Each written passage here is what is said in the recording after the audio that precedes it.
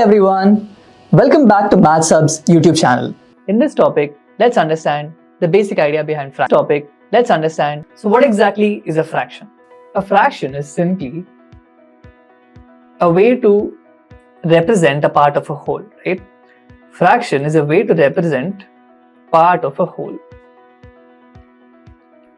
But usually it looks like a division, right? So something like a 3 by 5 or something like a 1 over 2 or something like a 4 over 7 is usually a fraction. So this part is called the numerator, the one above the line. This is the fraction line,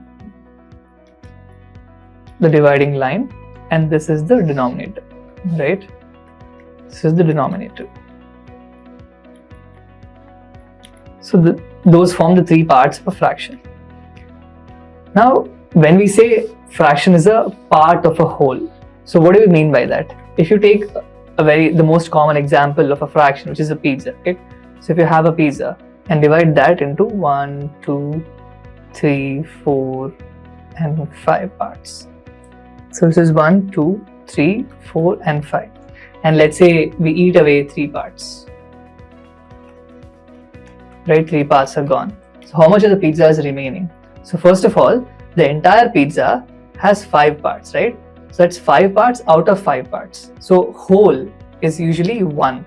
In all fractions, the whole, in general in math, whenever you have a whole, it's always considered to be 1, correct? So 1 can also be written in different ways. So whatever number is at the numerator, if you write the same number in the denominator, it ends up to be 1 because a number divided by the same number is equal to 1, correct? That's how you represent a whole. So when we take away some part of the whole, you get a fraction. So you took away 3 slices out of 5 slices. You took them away. So these are gone. And the remaining are how much? So remaining are 2, right? So you have 1 and 2 left. So remaining are 2 out of 5. So you have remaining of 2 slices out of 5. So you ate away 3 slices out of 5 and you have 2 slices out of 5 remaining. So from this, we can also understand something very basic about fractions, right? So out of 5, you have 3 out of 5 plus 2 out of 5. This is what makes 5, correct? So you can clearly see that that's how you add fractions as well. So if you want to add these two fractions, you would always want the bases to be the same, the denominators to be the same, correct?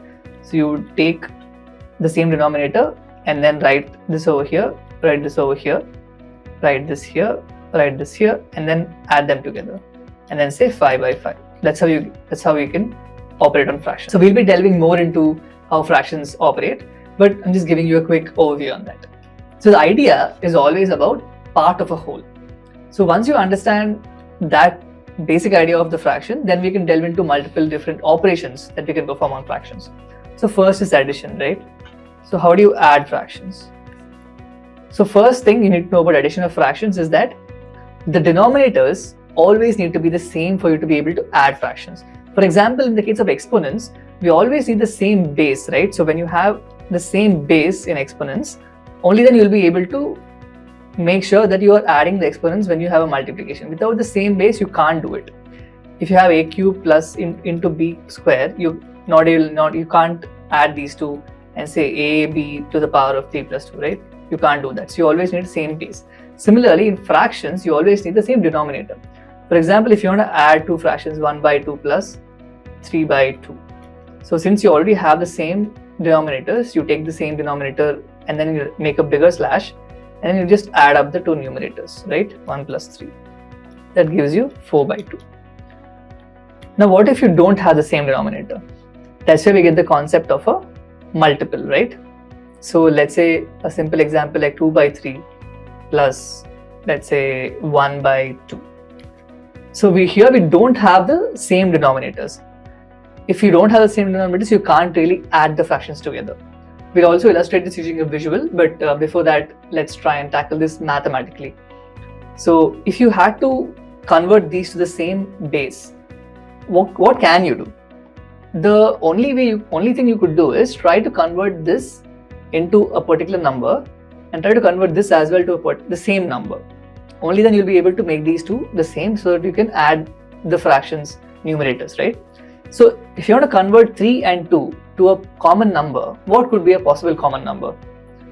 The best possibility is something which is a multiple of both numbers, right? So usually if you multiply the two, you'll get a particular number, which is 6 here. You could also take 12, 24, any of these numbers. But the best is always to take the least possible number, right? That's why this number is called the least common multiple, which allows you to make things calculations easier as well. So if you take 6 as the base number, first you have to convert both these such that they have the denominator as 6. So if you convert this into a denominator with 6, so you would have to multiply this by 2. And at the same time, you have to multiply the numerator by 2, right? So you can't just multiply the denominator by 2 and the fraction would change, correct? So if you have any fraction, you always a by b, whatever action you perform on the bottom, you could always perform on the top as well. And it has to be either multiplication or division. You can't perform addition, right? As a side note. So if you multiply 3 with 2 to get a 6, you also multiply 2 with 2 on top. And here you have to multiply 2 with a 3. And similarly, you multiply 1 with a 3. So if you do that, you convert this into 2 times 2 is 4, correct? And you convert this into 3 by 6, right? 1 into 3 is 3, 2 into 3 is 6. Now we have the same denominators. Now we can go ahead and add them. So we say by 6, 4 plus 3. This is giving you 7 by 6. And that's how you add fractions. Now let's look at how we can subtract fractions. The process is very, very similar. So 4 by 5, let's say minus 1 over 2. So first thing you have to find out one common number that both can be converted to, right? Which we also call as the least common multiple. The least common multiple. This is just done for the sake of simplicity of opposite. You could also take a higher multiple, but you will end up anyway cancelling out and making it the LCM, right? So you're going to end up with that. So you might as well start with it. So if you try to find out what's the common number we can convert these two to, usually it ends up being the multiplication of these two numbers. So 5 times 2 is 10, right? So converting this to 10 makes life easy for us. So what can we do now? So 5 times 2 here. So numerator also 5 times 2. 2 times 5 here. So here also 2 times 5. Sorry, 1 times 5. Now this would become something. So what would this be? This would become 4 times 2 is 8 by 5 times 2 is 10. Minus this becomes 1 times 5 is 5, 2 times 5 is 10. So now that we have the same denominators, we take them together and then we can combine the numerators. 8 minus 5. This gives you 3 by 10. So that's how you work with addition and subtraction of fractions. Now what about multiplication? So we looked at addition and then we looked at subtraction.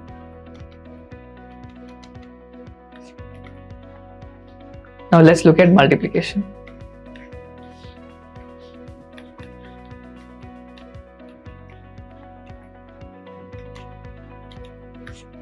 So if you look at multiplication, the process is actually much easier. So if you have any two fractions, let's say an example of 1 by 2 times 3 by 6 or 3 by 5, this is much easier than the denominators case in the addition and subtraction case, because you don't have to worry about the bases being the same. You can just multiply the denominators and multiply the numerators. That's it. This is just 1 times 3 by 2 times 5. This gives you 3 by 10. The life is much easier if you have a multiplication. And then finally, division is exactly the same, right? So if you have any two fractions, let's say 3 by 4 divided by 5 by 6, you could simply, so division involves a slight interesting idea where you can convert the division into a multiplication if you can reverse the fraction, right? So if you can reverse this fraction, this is basically represented this way: 3 by 4 by 5 by 6, right? But if we look at exponents that we learned earlier, we know that this is equal to, writing it as a reciprocal is the same as writing it to the power of minus 1, correct? So this means this can also be written as 3 by 4 times 5 by 6 to the power of minus 1, correct? Which we learned from exponents. Now what can this be written as? It's just the reverse of that, right? So you can write it as 3 by 4 times 6 by 5. So if you can see, we converted a division into a multiplication, which makes life very easy and will avoid mistakes, right? So you can avoid mistakes by converting this to this and reversing this fraction, right? You can see this part reversed. And what would this give you? This would just give you 3 times 6 is 18 and 4 times 5 is 20. But it's always a good idea to represent fractions in their least form. So before we multiply, it's always good if you can check for the least form. So here you can cancel out 2 times 2 is 4, 2 times 3 is 6. And now this gets you the least form. So this will give you 9 out of 20. You can do that here as well. 2 9 is 18, 2 10 is 20. So this is 10. Right? So that's how you can perform division as well. Now that we have a quick overview on the different operations, let's try and understand how these operations actually work. Let's try to visualize them. So visualizing. So that we understand why is it that we can't add fractions without the denominators being the same.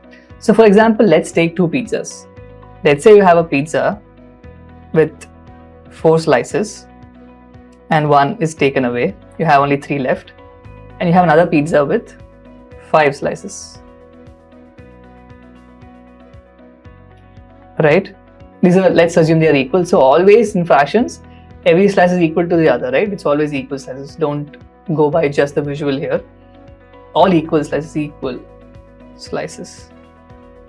So let's say this also 2 slices are taken away. So how much do we have left in this? We have 3 out of 4 left, and we have 3 out of 5 left. But how can you add these two? You can't really add them because you are not adding the same quantities, right? It's like adding apples and oranges. Let's say if I ask you, you have, let's say, 3 apples and you have 4 oranges. What's the addition of 3 apples and 4 oranges? There's nothing. You cannot say the answer is 7 apples or 7 oranges. You can't add 2 different things which are of different units. You would have to convert them to similar things. If I can convert 3 apples to, let's say, 10 rupees, and let's say 4 oranges to, let's say I convert 3 apples to $10 and I convert 4 oranges to $20. I can add the dollars together, but I can't add 2 randomly. You can't add a cat and a dog together, right? So similarly, you can't add these 2 fractions because they don't belong to the same category. They are different things. But what I can do is, if I can convert them to something similar. So if I can convert this pizza into slices which are similar to this pizza. Let's say if I can convert this pizza into 20 slices. So if I can take this pizza and have 20 equal slices. 1, 2, 3, 4, 5, 6, 7, 8, 9, 10, 11, 12, 13, 14, 15, 16, 18, 19 and 20. And convert this pizza to 20 slices as well at the same time. If you can do that, since we always assume that the pizzas are of same area, we'll end up having the same kind of pieces, right? So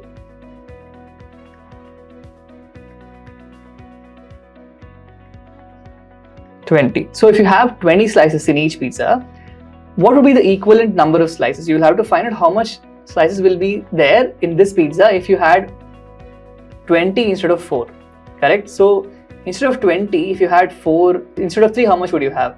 15, right? 15 slices out of 20 would be remaining if in this case you had only 4. Sorry, in this pizza, if you actually had 20 slices, you would in fact have, this would be equal to having 15 slices out of 20, correct? And this pizza, if you had 20 slices, this would be equal to having 12 out of 20. So here you actually have 12 remaining, you have 15 remaining over here. Now you can add these. Now because the sizes are all same now all the slices are actually the same size, right? Since the pizza is the same in the area, the slice also will be the same. So now we can add these 2 pizzas together and you can actually count directly. So okay, 15 here and 12 here. That's how you're able to add this because the base is the same, correct? So if you can add this, you get 15 plus 12 by 20, which is 27 by 20, which you can see here as well. You have 12 slices left, you have 15 slices left out of the 20 slices that they have. Right, so it's not 20 slices together. Sorry, let's correct that.